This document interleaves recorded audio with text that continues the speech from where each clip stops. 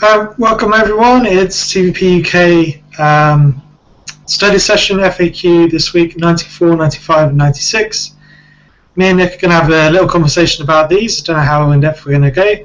But beforehand, Mick, who went to our POC global meeting on Sunday, has popped in to give us a little update for that before he scoots off because he's busy.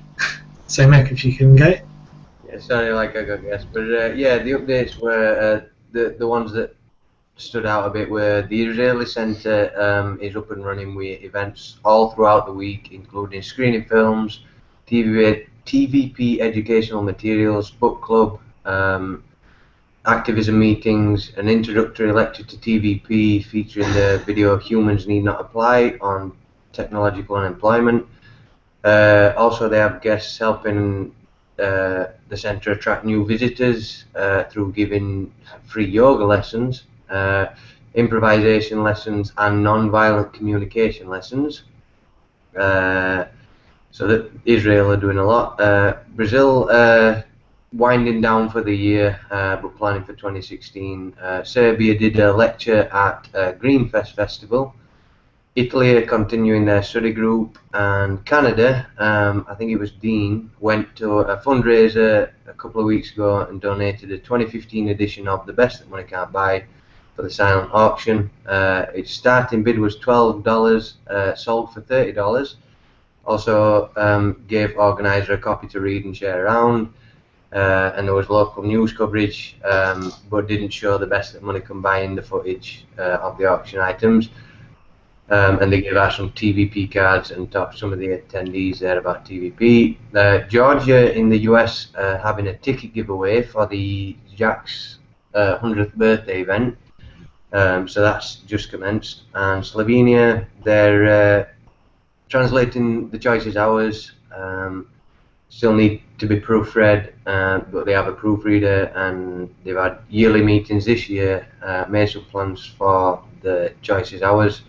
And they have a local cinema have confirmed that they will screen the choices hours in the second part of February. So pretty good stuff. Awesome, thank you very much, Mick. Just to add that from our side, I know everyone here is going to already know, but to anyone who might be listening, the next couple of days, Sunday the 28th, we're going to have a planning meeting for 2016.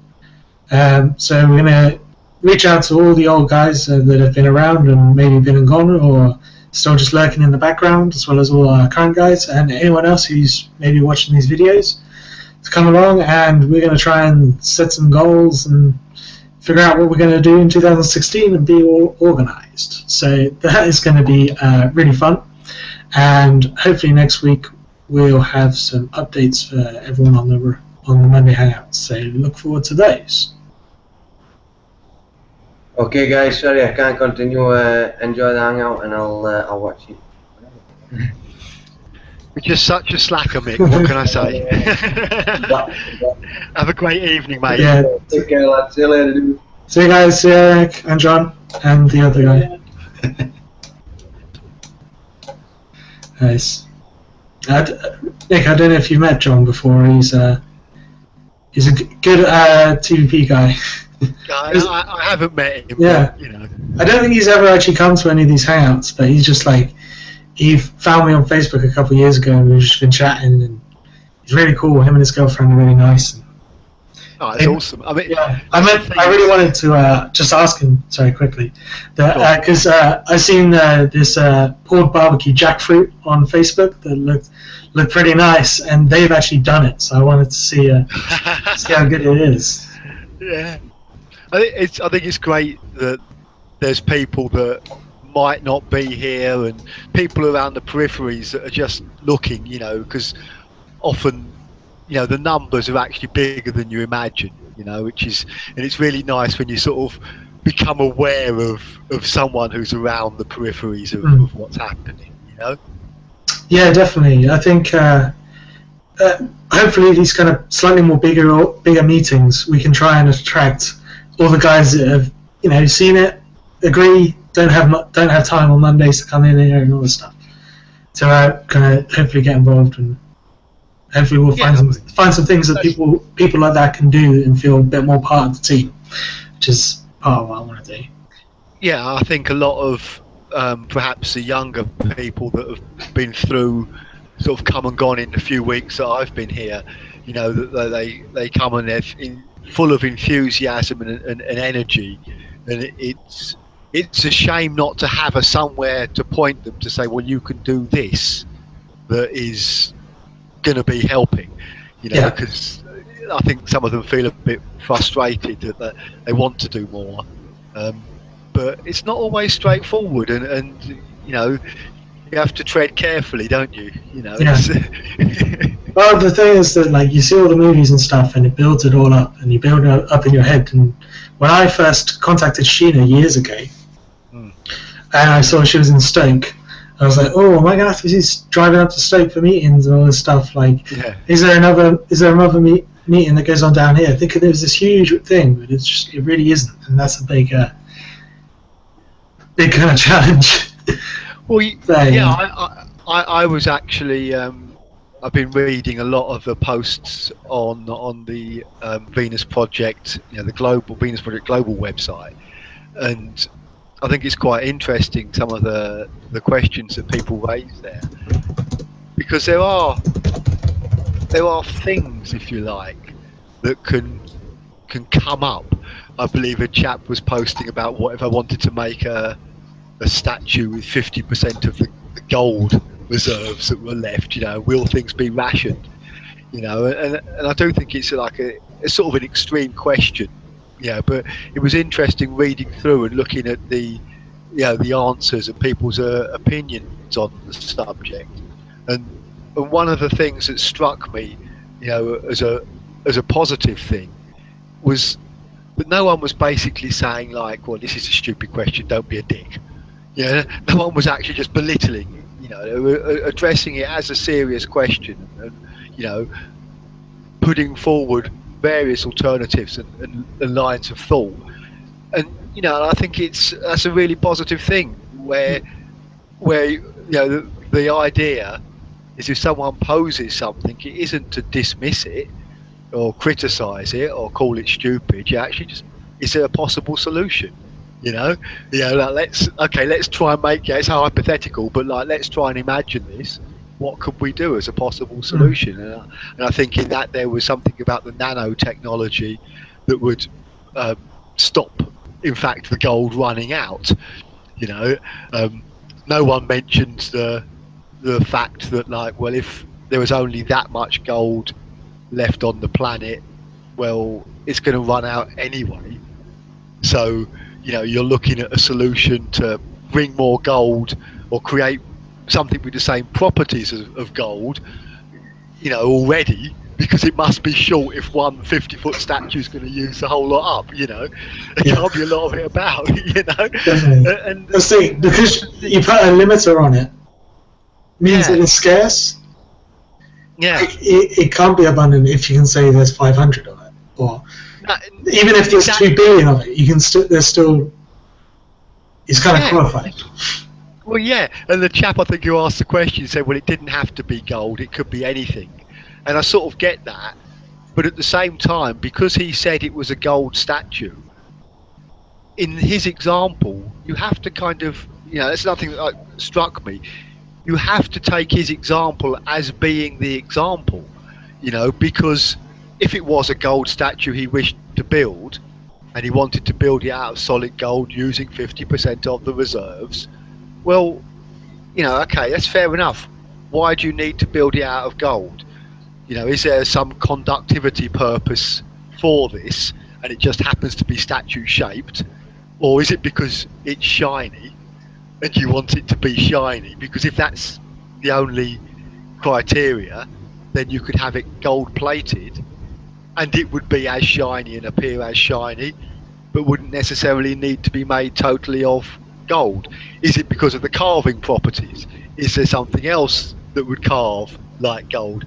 You know, so there's so many things to look at, and people are looking at all these rather than sort of going like, well, just don't use it up because it's pointless. Even though that's a sensible answer. You know, who wants a bloody big statue? But you know, I do like that people's approach to things, and I think that in itself is part of the solution, isn't it? Well, you kind of highlighted the change of mindset there, where you asking about the functions of it, whereas the person was going, "I want it to be gold because it's bling." Like, yeah, but bling's doesn't really exist, does it? I mean, like we made gold valuable because it was something new that we found and it was shiny. But essentially, I mean, if you could have like a big lump of gold, or you could have a month's supply of food, and you had to be on an island for a month, you're going to take the food every time. You don't want the big lump of gold. It might be shiny, but you'd end up throwing it at a fish, hopefully. So yeah, it is.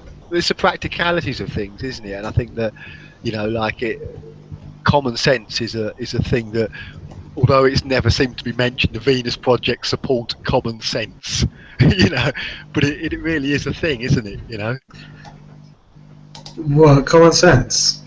No, common sense is not. I nearly got into this whole conversation with the guy at work.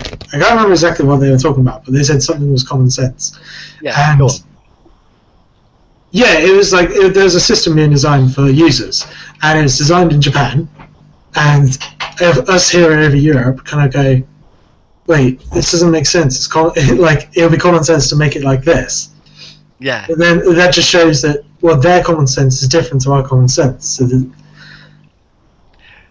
So it's a local sense, a localized sense.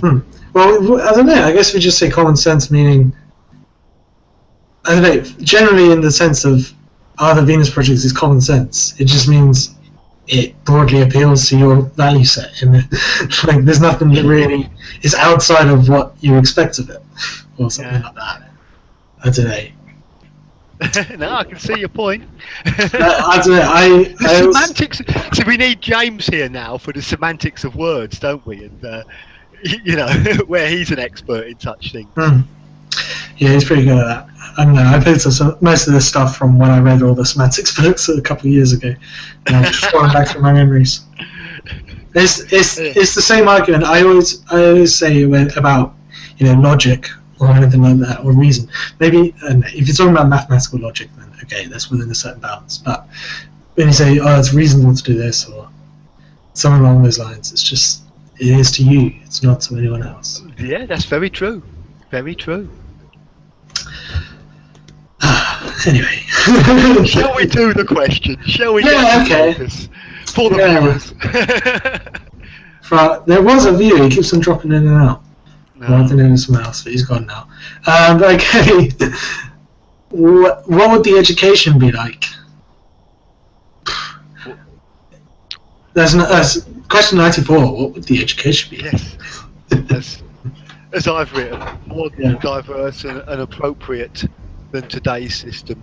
Yeah, I think that education is key to the development of any society. The smarter the children, the better the future, essentially, as I see it.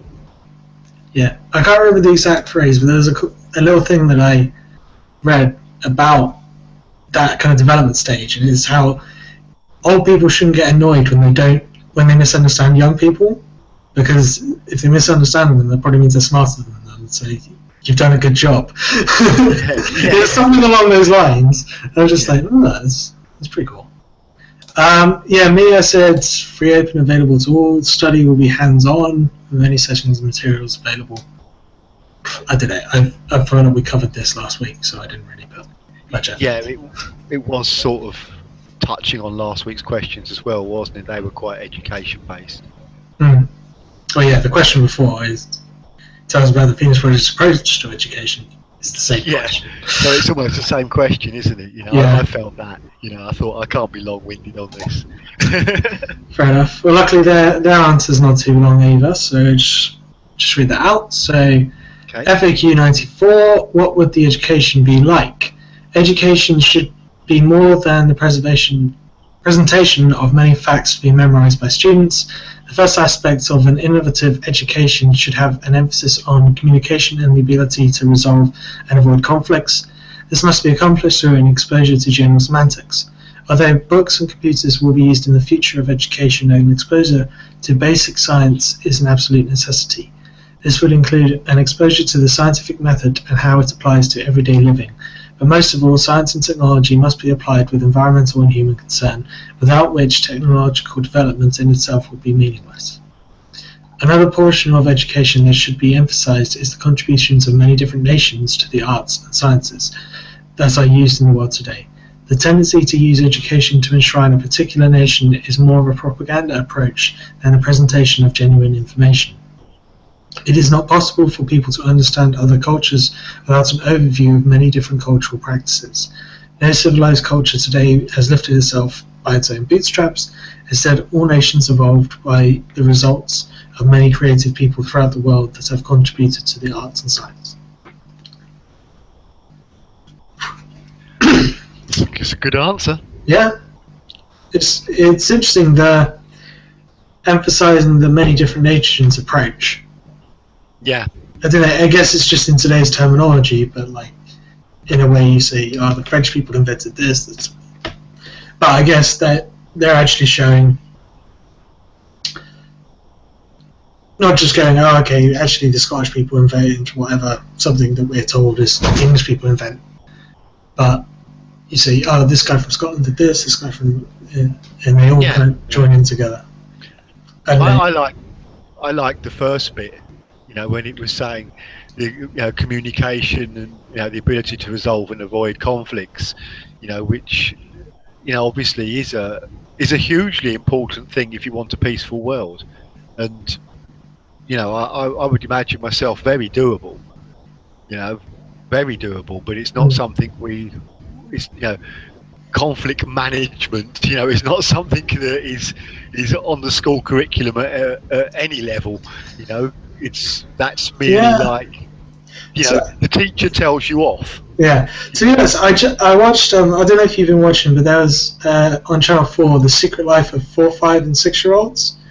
They haven't been watching it. They rigged up a preschool with a bunch of cameras and just had a week of school there with random kids. And interestingly, I don't know if it's just a TV or whatever, but they actually seem to be creating conflicts a little bit at the time, giving one child a giant sweet and one another, so that they can learn to deal with that in real life, rather than teaching them not to, like... life isn't always going to be exactly fair, but... No, but this is true, and it is about how you deal with the situation, isn't it? I mean, it is always about that.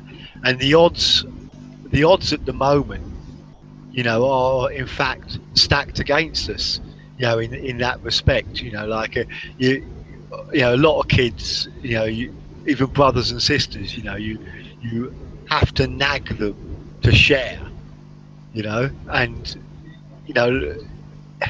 there's that. Well, this is mine, as opposed to this is belonging to all of us. But then I believe that really is brought upon, through essentially scarcity. I mean, some of it, obviously, with a child is familiarity. If a child has a teddy bear and has had that teddy bear from birth, and they take it, and it's what enables them to get to sleep, there's an emotional bond to that thing. So it's not necessarily just about, well, it's mine, but there's been a familiarity and an emotional bond formed. But toys as such, you don't really get that.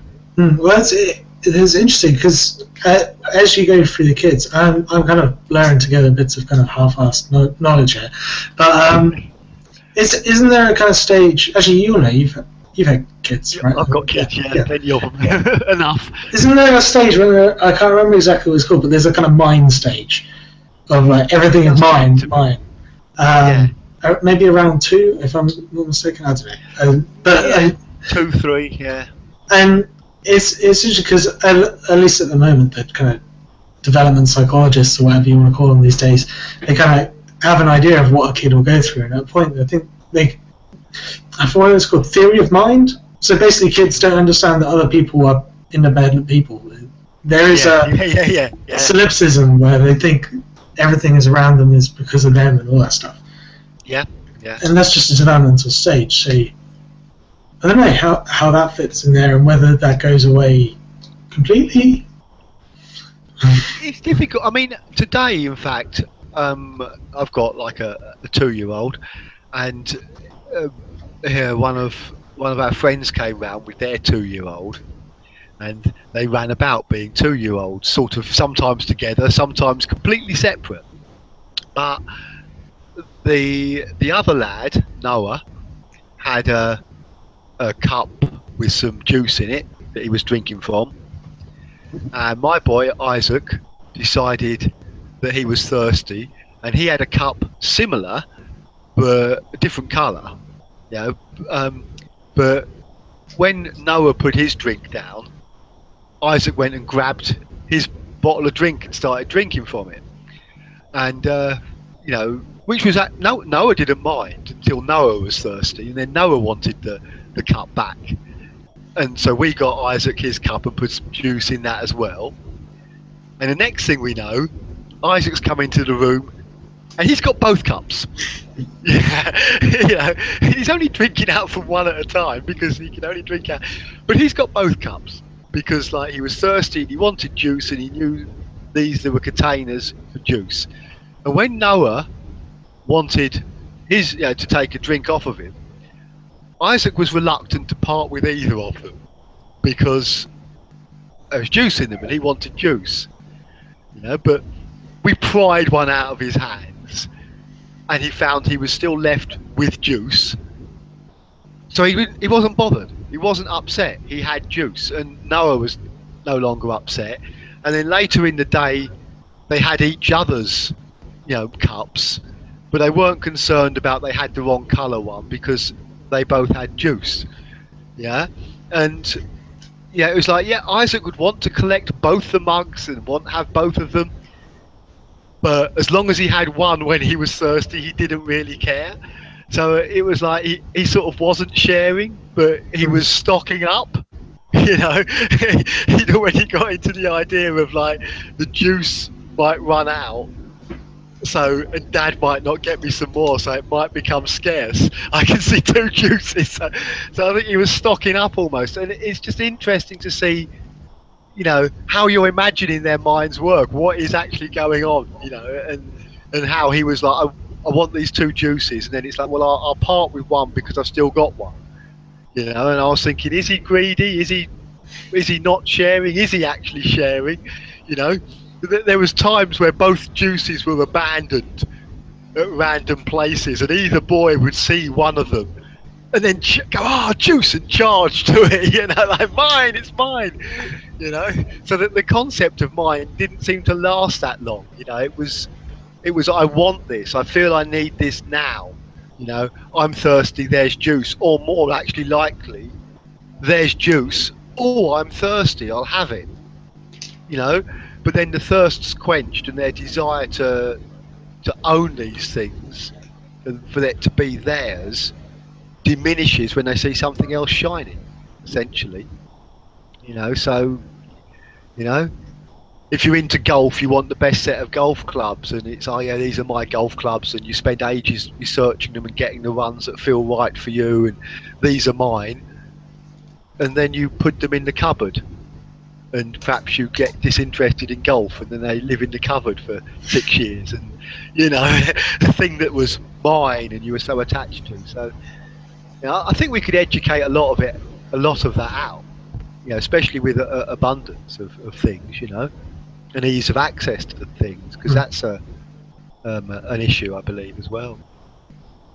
Well, yeah, we'll probably go back more to your kids, I guess, where you use things and you just kind of chuck them over and then they're gone, and the system takes it back up, and it's fun. It's not necessary, is it? You spend all that time researching your golf clubs, you play the round of golf, you don't need the golf clubs again until you next play the round of golf. You could leave them at your golf course, and if someone else came along and thought they were the best clubs, then If you didn't know someone else was using them, you wouldn't get upset, would you? That's it. Well, the thing is that like someone who knows more about golf than you could spend all that, do their own research and say this is the best clubs for you. Yeah. You would make the wrong decision if you were a novice, wouldn't you? Yeah. Get the one that look pretty. And whilst I made up that person, in the end it'll be a robot. Like, how tall are you? How high are you? How heavy? How far is the golf course? Okay, you want this. Yeah, this would be optimum for your weight and build, and because that's a thing as well, isn't it? Again, you can scientifically you can look at it.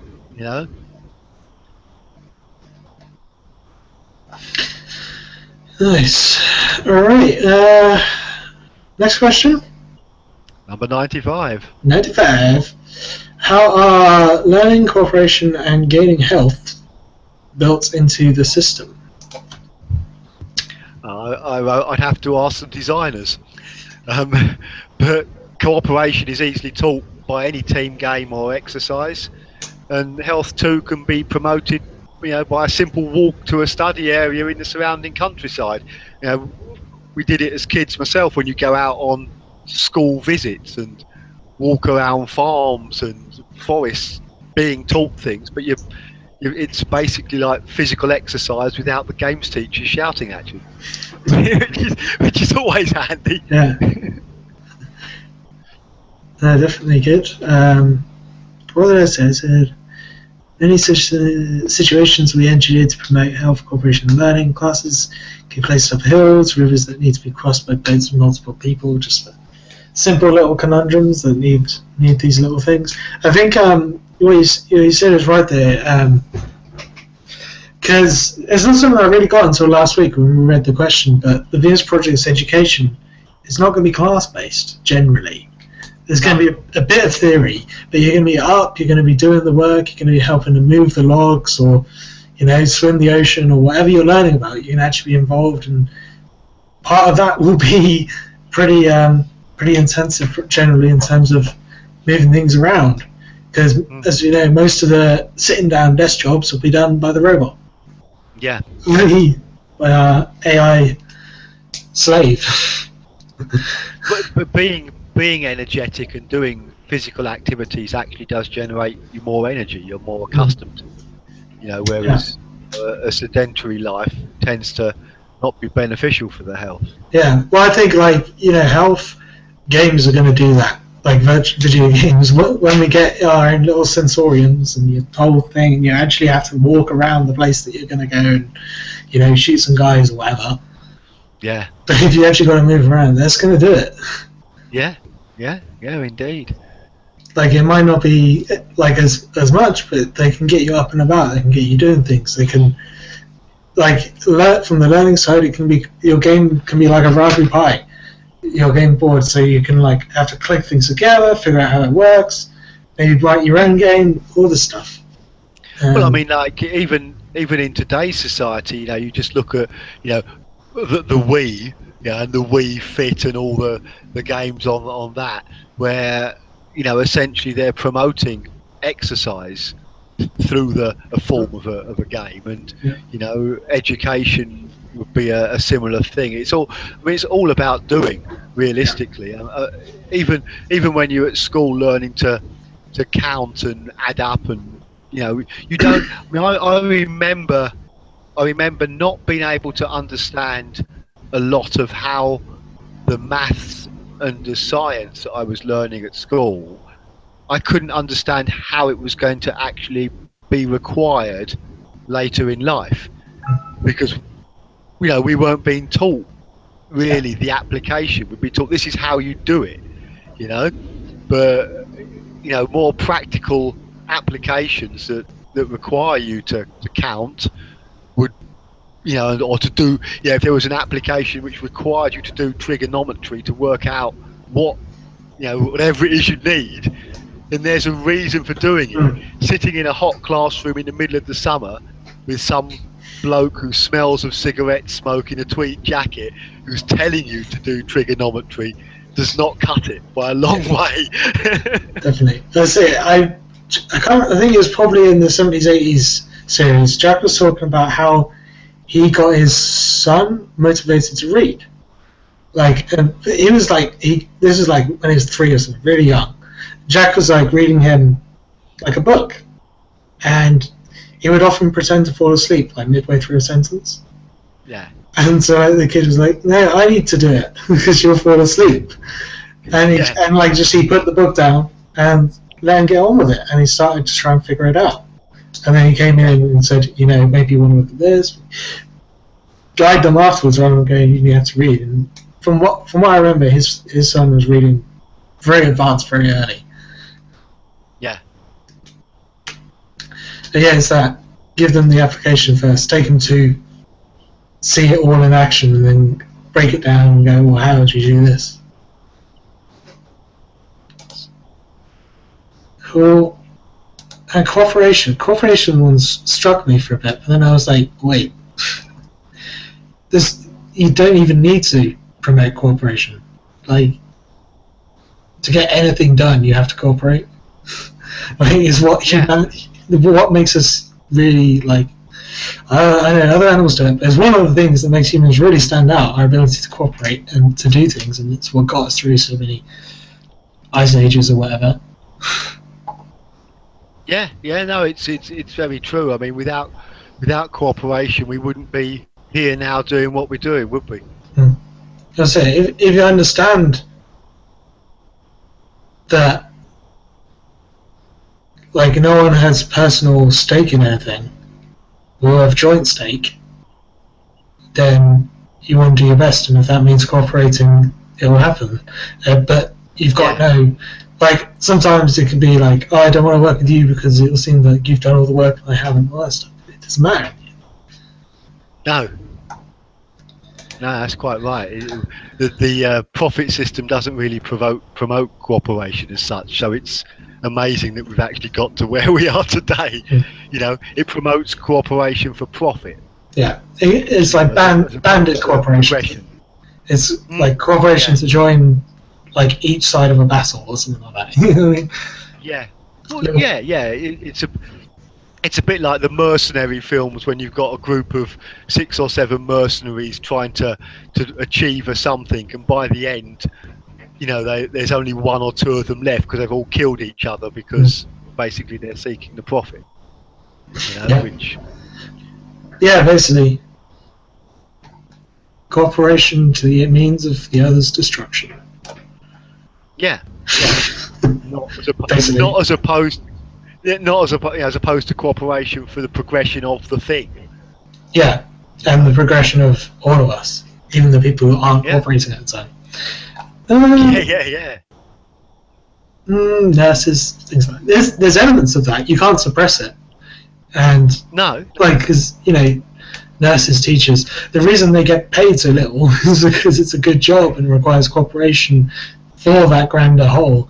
So lots of people want to do it. So you get paid less. Yeah, sadly. Okay, so I'll read the real answer. So 95, how learning cooperation and gaining health builds into the system. If you want children to achieve a positive, constructive relationship with one another and become contributing members of society, an effective way to accomplish this is by designing an environment that produces the desired behaviour. For example, when the children want to learn how to assemble a small motor vehicle, the design would require 4 children to lift the car, whilst 2 others attach the wheels. The rest of the car would be assembled in a similar manner, needing the help and cooperation of all to complete the vehicle for use. This enlightened form of education would help students appreciate the advantages of cooperation. Enlightened. English exercise in our schools would not be mandatory, monotonous, or involve competition, but would be incorporated directly into the classroom experience. For instance, the craft shop that children enjoy using might be located on a hilltop in the middle of a lake. To get there, children would have to row our boats and then climb the hilltop. This not only provides exercise, but also a sense of achievement, which improves mental health and incentive. Yep, team building 101 right there. Yep, and that's exactly where I got my answer from. I didn't read it beforehand, but over in a lake, up a hill, Yeah. is one they use quite a lot. Yeah, well, why not? Lakes and hills are quite pleasant. They're quite pleasant. It's not, countryside is, is always uplifting. Very much. Don't know, apart from agrophobes. Well, yeah. Maybe. But I guess an open city is not going to be much difference. Okay, I'm going to stop in a pain. 96, what about food? Will people eat meat? Yeah. You're such a devil's advocate tonight, aren't you, Aidan? Sometimes. Sometimes I just like to argue. I'll go against anything that gets put up and try and defend it. Well, why not? So what about food? Would people eat meat? Yeah. If they wanted. But I think over time people's desire to eat meat may diminish as studies on nutrition, education and alternatives become available and more prevalent. It's education again, essentially. I mean, if there was enough evidence to suggest, empirical evidence to suggest, well, eating meat will give you cancer, and if you don't eat meat, you're not going to get cancer, then people would be more inclined not to eat meat straight away, overnight. And then the diehards who say, well, I will eat meat, I don't care if I get cancer, if they happen to proceed to get cancer, their relatives would be like, well, I'm not so sure I want to eat meat because, it's education. I mean, I'm not saying that is the case, but it's just an example, and I think that, obviously if people wanted to eat meat, they would, especially, at the transition stage and shortly after, because people's headsets would be very similar to they are today. But yeah, with time, maybe not. But if they wanted to, there's no. If someone wanted to raise cattle, raise chicken, and eat a chicken at Christmas, then go for it. It's their choice, isn't it? Yeah. Basically, that's what I said. During the transition, these sources and methods of producing food will arise, ones which are more efficient and balanced with nature. If this means that we are able to produce artificial meat or other alternatives to the problem of eating meat, then maybe some individuals will move over. But in the end, nothing's imposed on people who do want to eat meat. That's the line they say. Like, because I nearly said this, which is that you wouldn't be allowed to eat meat to the detriment of someone else. Mm-hmm. Is the general idea. Yeah. And we also have, you wouldn't be able to eat meat to the detriment of the environment. There's no thought to any like, it's not something that I really think about much, but there's no real thought in there to the ethical side of, killing an animal. Yeah. Like, it's the detriment of other humans, yeah, okay. How about the detriment of someone else's pet? Yeah, you're probably not going to be able to do that. The detriment of an animal that no one really owns, or kind of feels a kinship for, like a pet, not that people own a pet. The lines are just a bit blurry, maybe. I guess it's a difficult thing. I mean, if you look at like where people hunt whales and have nearly wiped them out, but it's for profit. Where people, I mean, obviously the way chickens and livestock are kept might not be that great for the chickens or the livestock, but again, the way they're kept, it's all designed for profit. So, we can certainly produce an amount of livestock that would be available for human consumption. I'm sure that we could support people eating meat, without wiping out species, in all honesty. But as you say, the ethics of killing an animal, I mean, if you wanted to eat meat, would you be required to kill the meat yourself? To kill the animal yourself? Would there still be people that would want to produce animals merely to kill and give away for food? Mm. These are things that perhaps someone who wanted to eat meat would want to raise the animals to kill, and if he knew other people that wanted to eat meat, perhaps he could raise animals for them, perhaps they could help raise the animals. So, would it have an effect on someone such as myself who doesn't eat meat? I don't think it would at all, unless they said, well, you can't live here anymore because we want our cow to live there so we can eat him Christmas or Easter or whenever we want to eat him. So I think we could supply the need to eat meat if there were enough people that wanted to raise animals to eat, essentially.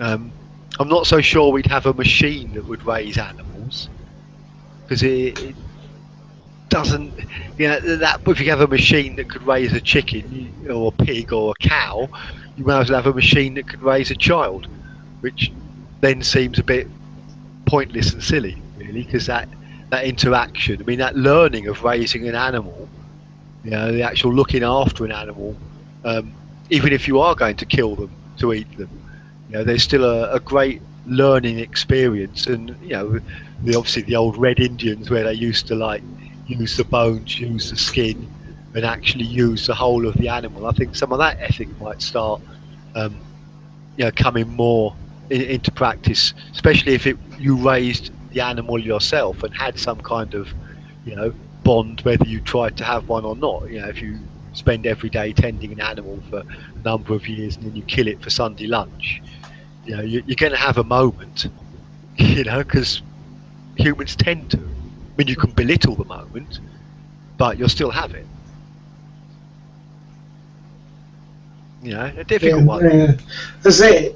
I'm just trying to think it through, and I think what strikes me as a little bit of a challenge. I think I know the answer. But basically, today, I'm not saying it is, but by general consensus, it's basically completely fine if you own the animal to then kill them, do what you like with them. Fine. It's not really okay if you go hunting for an animal that's in the wild and you don't own it. It's definitely bad if you shoot your neighbour's dog. So that's fine. But that's all in the idea of ownership in the end. Whereas, you don't own the animals in an RV. You can look after one, fine, but you don't. In the end, there's not laws. So if you're going to do it, you're going to do it. It's just. I think it's all right. I'm just got myself into a little. I'm thinking, right. So if I spent my time, I got a herd of cows, and I plan to eat them all. I get milk from some of them or whatever, and someone randomly starts killing my cows and eating them, and I've got no idea who it is. And as you say, they're not my cows, but I'm looking after them. I'm putting my time into them, and I plan to eat them. Yeah. Well, I think that I would be inclined to use the technology that was available to me and have wherever the cows are kept monitored by a CCTV feed and find out who was killing the cows, and then having found out who it was, investigate further. Are they killing the cows because they're hungry and they're desperate to eat meat? Well, come and help me look after them. Would be the solution. Just come and help me look after them. Take what you need, essentially, because if there's enough cows there, we're not going to run out of cows. If you understand how long we have to have them and we can, it's like, why is this man shooting these cows and taking them surreptitiously when he can just join in, help look after them. Yeah, he's obviously being lazy, but he's not being that lazy because he's turning up under cover of dark, you know, trying a devious method to take this cow. Well, why bother? Come during the day and take the cow, you know, and while you're there taking the cow, throw some food down for the one next to it. You know, it's no extra effort. You know, but I mean, it is that when you start, like you say, don't shoot the next door neighbour's dog. You know, it probably would be frowned upon. You know, and obviously, if the next door neighbour's dog was barking a lot and it made you really angry, then you would be trying to justify it. You know, but I'm sure you could perhaps speak to them first. Might be an option. You know, like I've got a baby and your dog howls. You know, when my baby goes to sleep, this seems incompatible. Can we? You know, is there a solution? You know, like there's a load of people with dogs who live over there. It's like exactly the same shape, house and building. You know, you can move like 2 doors in that direction. I can move 2 doors in this direction, and we can't hear each other. Yeah, there must be a solution. You know, and that's the thing. If people are looking for solutions rather than problems, I suspect that the whole world runs a whole heap smoothly, doesn't it? You know? Yeah, definitely should. Well, that's the key, though, isn't it? Looking for solutions is one of the key things. You know, if something's raised as an issue, I mean, today, you know, protests are happening about everything, and it's very common for human beings to sort of go, "This is wrong," or "This is not fair." And the thing is, we seldom go, you know, here's a solution, you know. And when we do go, here's a solution, you know, because we can look at the world's problems and issues and go, look, here's the Venus Project, their ideas of a resource-based economy, here's a solution. Well, people don't genuinely have an open mind to look at a solution because they're all too busy trying to... Bless you. It's all right, bless you. They're all too busy trying to get profit, leading their own lives. And if someone's got a solution, of course, you know, there's going to be a financial angle, or someone's going to, you know, want a financial angle into it. So it's all, again, detrimental to just putting forward the solution, you know. And a lot of the wars, you know, there's got to be an easier solution. We want this, you want that, you know, feed everybody, clothe everybody, give everyone a nice meal on a regular basis, and you're less likely to want to be like blowing things up and generally being mean. You know, if you're sitting in a jacuzzi with a, you know, bottle of Moet and Chand on, you're less aggressive, you know. But it's find the solution. Definitely. You know? Definitely. I'm just looking at the real answer, and this is exactly what they're saying. Right. 96. What about food? Will people eat meat? Food and nutrition will be based upon personal preference. Studies indicate that eating living animals are detrimental to health. The information will be there for all people. Through time and education and the manufacturing of synthetic proteins, we can do away with killing fish and animals. Instead, it is already possible to have a solely plant-based diet that meets all human nutritional needs. We can not outlaw what people eat, but we can outgrow the need for eating animal protein. During the transition to a better diet for those who need it, we could also develop foods that taste and feel just like the ones they like eating, but are healthier for people. We're also against experimenting on animals or people. It was reasonable, doesn't it? Yeah. We can't stop you, but we're going to make a better alternative. But that is the thing, though, isn't it? It's all about influence and education. You know, I mean, let's face it, a lot of us tend to just go along with the status quo. You know, there's a lot a lot more people who are perhaps call themselves ordinary people or the common man, who just really go, they're probably like not against the war, because the hype suggests they shouldn't be, and the hype suggests that if we weren't at war, their way of life would be threatened, even though they haven't seen any evidence of that threat, in their way of life. But it is influence again, giving people the choice, giving people the information to make educated choices, which is again a thing we don't do. As I said right at the sort of beginning, I've been reading a lot of the posts on the Venus Project Facebook page, and I think somewhere someone said, like, you've got a press the red button to vote on who's going to win the X Factor. If you had pressed the red button to vote on whether we go to war with Syria, there's no reason you couldn't do that. It would be just as easy to get a global or a national opinion on something, but they use it for vacuous, superfluous, pointless things. I mean, no one cares who wins X Factor. Well, 11 million people, apparently cared who won Strictly Come Dancing. What the F is that about? But if you're conditioned, oh look, Saturday night, I'm really tired, I've had a long week at work, oh look, there's people that I vaguely know dancing on television, and I've just eaten and I've got no energy, please numb my mind. It's perfect for that. Yeah. If but if you ask them, do you want to go to war with Syria,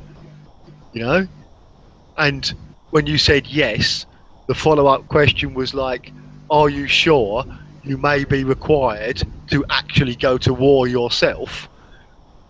Oh yeah, no, I didn't think it through. Then no, I don't want to go to war. I don't mind us going to war, but I don't want to go to war. So no, I don't want to go to war with Syria. Me personally, no. I don't think you get. I personally don't believe you get the majority of the UK saying, yes, I want to go to war with Syria, and I will in fact pick up a gun and go there, or fly a plane and drop the bombs. So even public opinion nowadays is subject to what media it's filtered through, isn't it? And it's all got a bit silly, really, in my opinion. Very much. And the questions are getting a bit easier now. We're at the end. We've gone through them all. Yeah. Really kind of get into the headset of the thinking, which is what you did it for. Honestly, Yeah, I think it's been really good, actually. I think Ludus came up with it as an idea, and it's made my job a lot easier. I know what we're doing each week. Yeah, and now you're approaching, within about a month's time, the great unknown again. Yeah, well, that's what Sunday's for. We got some ideas. Maybe we'll look at TVP magazine and try and do like the same bit of prep, but we'll read an article and then we'll talk about that article that week. But it would still be, we can read the title of it and people can throw up an opinion even if they haven't read it. But I don't know. We'll see what we're going to do. And I think these meetings are they're beneficial in the learning side of things. But we have seen, as I say, people come and go. That I do feel they want to be able to do something. Mm-hmm. They want to row the boat across the lake and climb up to the top of the hill to plant the Venus Project flag and feel like that they've achieved something, which is great, but of course it's having that lake and that hill, and the approved flag, Well, that's it. And I don't know, I think in the end it probably falls on me because I'm not really one of those persons. I love these hangouts, and I'd like to do more of them. Try and do 2 a week, do them more detailed or more research on things beforehand. And that's just me. Like, I'm very reactive. I want people to come here, ask me questions, and I can try and explain that to them. And in the end, these guys are going, "Hey, what should I do?" And I'm going, "Well, come and talk to me for an hour a week. It's really good." Yeah. But they're on that other. I hate the classic words, but I'm pretty much more of an introvert than an outrovert, or whatever you want to call it. So they're on that vibe. So hopefully we're going to try and get some of them in to see what do they want to do, what they feel they can do. And not basically, I want to give them some the people like those impetus, and maybe someone who wants to kind of be a bit more involved in their side to go speak to these guys. Yeah, but it sort of makes sense. I mean, I think the other week you were mentioning that you'd given someone a title of events coordinator or something. Yeah, and was contemplating removing that title because they weren't coordinating any events, and I mean, this is the thing, isn't it?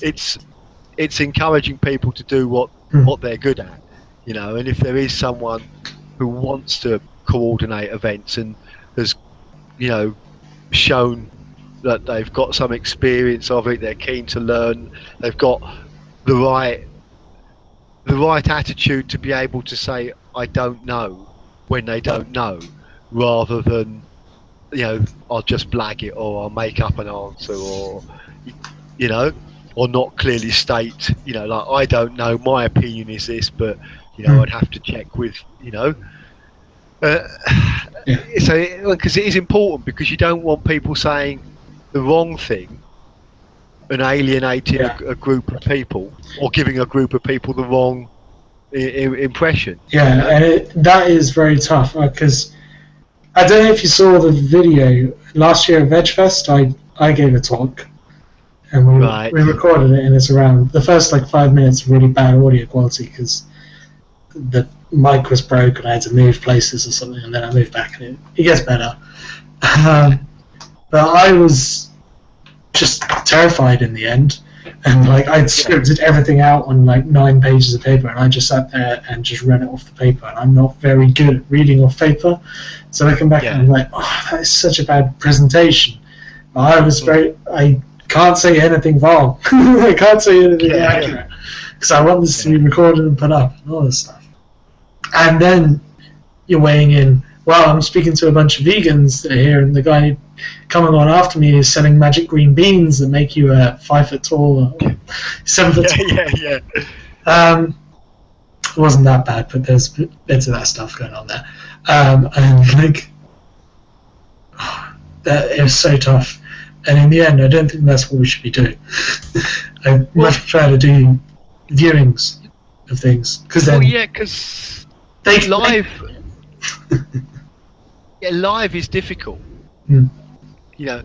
but obviously there are people that thrive on that live environment.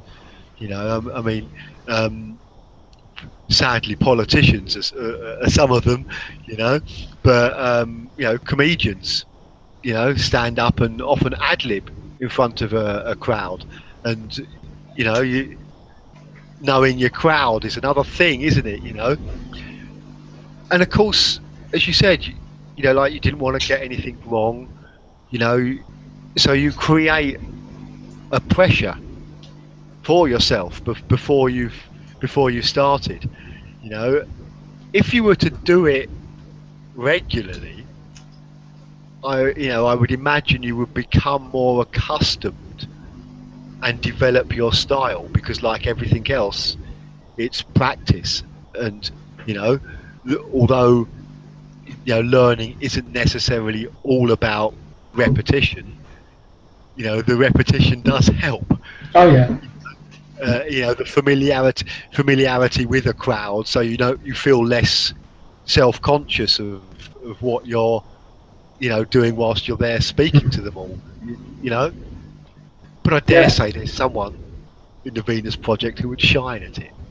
Yeah. You know, If you know Vixie Sue, I don't know. No. Sue Everett even. Sometimes Right, she yeah. puts Vixie in her whatever Right. Facebook names and stuff. She's that person. She Yeah. loves to get up and talk to people. She did a TEDx talk, and like she's just amazing at doing all that stuff. Unfortunately, she lives in Spain. She was supposed to be coming here to do a talk at VegFest, and the guy, she got it in her head that the guy was paying for her flights and a hotel, and he didn't. And so she didn't go. That didn't happen. Yeah, that makes sense, doesn't it? You know, it's a big budgetary consideration. I've no idea which side the misunderstanding took place. I stayed well out of it. But yeah, that's it. Hopefully there'll be people around who are more interested in that thing. I think, yeah, eventually I could. I always struggle with the easy questions. Trying to say what is a resource-based economy is like the first statement you ever make to someone about it. It's so hard 'cause I'm just like trying to pick my words very carefully so I don't end up in a huge tangent and giving away all the gory details before you've had an idea about what's going on. Yeah, Right. it is. But people ask the stupid questions as well to make it tougher. And I mean, I saw on the Venus Project Facebook site, a chap moaning that the response time, wasn't quick enough. Yeah. And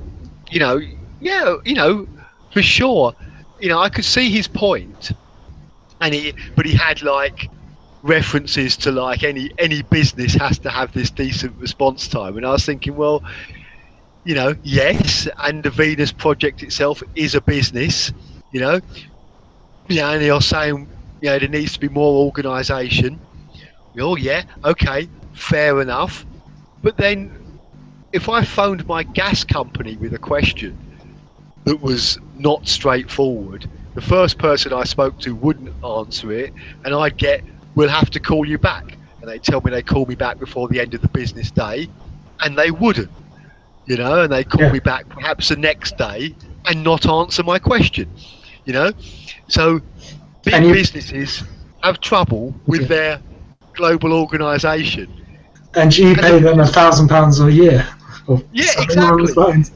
And the Venus Project get paid practically bugger all a year in comparison. They're certainly not like, well, we're the huge corporation, with billions of pounds in our turnover, and obviously the nature of what is being done, there's going to be a lot of awkward questions and a lot of input and just a whole heap of stuff going on.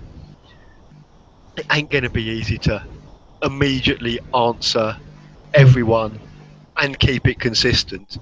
And I feel if you can't understand that, then, well, perhaps at this point in your life, if you've only got criticism to offer, perhaps you haven't got anything to actually contribute. I think at some point in the thread there was well, you can be this person, you make the change, you do this. I don't think the person was too reluctant about that, but someone else was saying, well, you can't just do it, you can't just become the one person, we need to work together, which is true. You need a focused direction, but at the same time, if there's a thing that needs to be done and you can do it, then do it. Realistically, if you can do it and you do it properly and you can do it comfortably and it's, you're happy to give that time, then you do it, don't you? It's and you become, if you're walking towards the same destination and you have the same goal in mind, you're not going to be doing anything that is hideously detrimental to the cause. Yeah. Now what we need is basically a big list of jobs that people can do. So you can do this. Yeah, you can do this. Well, yeah, but there's things that need to be done. So I think you're actually quite correct there, because there's things that need to be done, and there are areas, as I know, with the admin, the website, the magazine, but there's things that need to be done, and there's a whole heap of people that have different skill sets. So it's almost like here's a list of things that need to be done. Put your name down for what you believe you have the time and the skill set to take upon, you know, and then you can make up, you know, little teams, whether they're global teams or national teams or regional teams, but you can make up little teams working on things, and it all adding to the whole, you know. Yeah. So I think I want to have some little Lone Ranger jobs, I'm going to call them. So just the guys who just want to do something else. Like, okay, here's a flyer. Print them off, hand them out. Even if they don't, in the end, it doesn't matter. We've given them a job. No, if they don't do it, fine. Yeah. You're obviously not that good. No, that's a good idea. You know, it is here's something to do. You know, here's something to do, and people like that, don't they? You know? Yeah, definitely. We talk about, you know, people trying to be self-driven and that, but today it's, what do I need to do? Okay, let me do it. Yeah, like I say, if you're walking towards the same goal, it's not likely to be that detrimental. You might not get everything perfect. You may make a mistake, but that's human. You know, if you can accept that you've made a mistake, and if someone points out to your mistake, and you think, oh, yeah, what a numpty I am, I won't make that one again.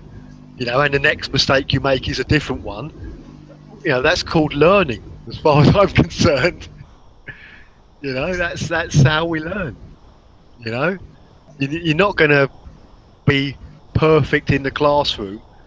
You know, you have to do the practical to get to the point where you actually really know what you're doing. Yeah. You know, the theory's great, but you know. I really like. I think I was talking last week about little cool themes that I was seeing in cartoons. There's one from Adventure Time where they say something like, dude, don't worry about sucking at something. Sucking at something is the first step to being awesome at something. yeah, but it's true, isn't it? It's that old, the more wise version is like longest journey starts with one step. Exactly. You know? But it is the same thing, isn't it? You know, it genuinely is. It is all learning. And how we like it. Yeah. Cool. Well, I think I'll stop the broadcast and probably head off. So, goodbye to all our lovely viewers. We've had a few popping in and out, so I hope it's been interesting.